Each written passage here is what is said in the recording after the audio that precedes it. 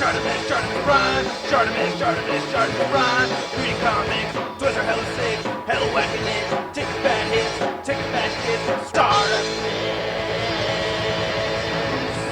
subscribe, more or less.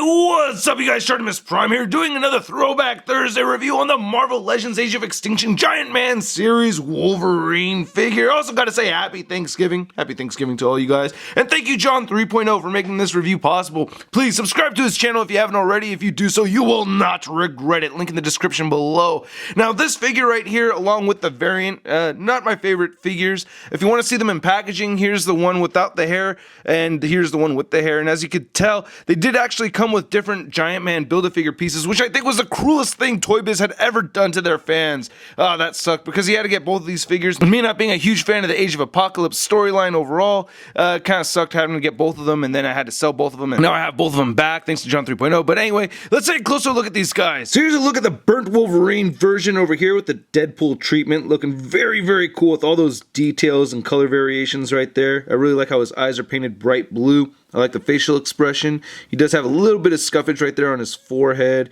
and a little bit on the tip of his nose and on his chin, but not a big deal. Still a pretty cool looking figure. I think that scuffage came from just the way it was sent over or whatever. But looking at the top, you can see some yellows mixed in there. Looks pretty cool. And looking at this guy, oh, he got really damaged. Look at the nose. You can see that actually sculpted a little triangle piece right there on his chin, which I think was really cool.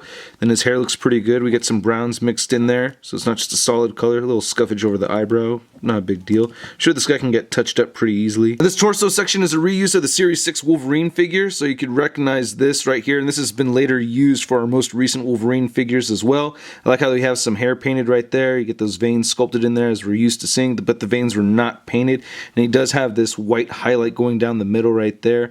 And then you don't really get that kind of treatment on the paint, even though this guy does have some scuffage going on still. He doesn't have that bright white going down the middle. And I thought for the promo shots, they actually showed this version right here with a brighter blue, or I could be mistaken. This was supposed to have the bright blue, but these both have very, very dark midnight blue, almost completely black color to them. But nice silver paint apps right here. We get some kind of color variation right there around his belt. Again, right here, nice silver paint apps, and this rotates, as I'll show more articulation later. The claws came out very, very up on mine, so I had to use the hair dryer and then put them under cold water and straighten them out myself. But you know, for the most part, these aren't really bad looking claws over here. I'm digging them. Yeah, they look pretty cool. Same thing with this version over here. His claws are all screwed up as well. Looking at the legs of the figure, there's not a whole lot going on. Again, we get that dark blue mixed in with black, which looks cool, and those highlights look really, really nice to me.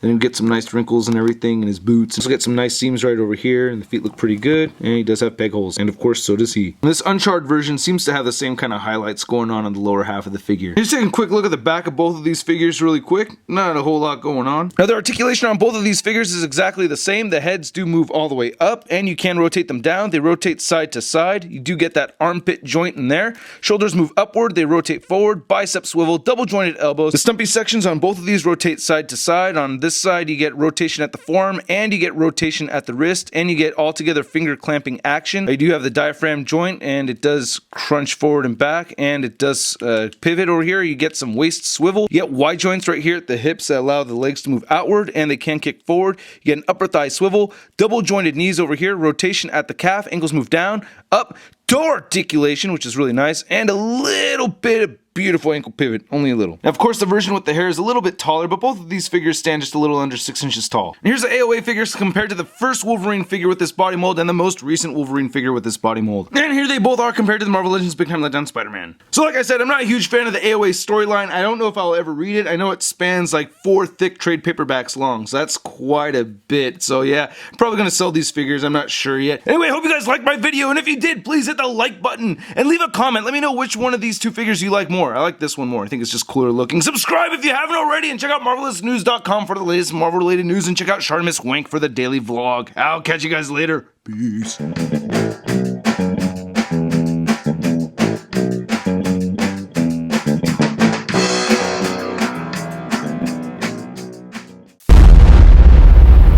That's crispy.